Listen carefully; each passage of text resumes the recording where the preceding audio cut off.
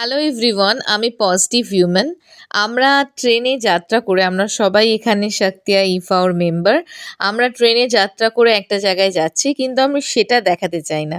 আমি একটা কথা বলতে চাই, এরা কিন্তু কেউই বাঙালি না, আমি আর সপ্তর্ষি বাদে। কিন্তু এরা সবাই Indian.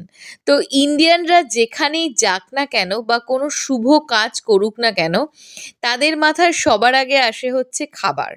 Good food, good human. তো এবার আমরা সবাই এক একজন এক এক রকমের খাবার নিয়ে এসেছি এবং সেটা ট্রেনে আমরা খুব সুন্দরভাবে সার্ভ করে সবাই খাচ্ছি এবং তার মধ্যে ভ্যারাইটি অফ ডেজার্টও আছে। তো আমার পাশে বসা জার্মান ভদ্রমহিলা, উনি স্যান্ডউইচ খাচ্ছিল। তো ওনাকেও আমরা যখন অফার করলাম, উনি যখন খেলো, তখন উনিও প্রচণ্ড খুশি হয়েছে। তো ইন্ডিয়ানরা এইভাবেই ট্রেনে যাত্রা করে এবং কোথাও গেলে এই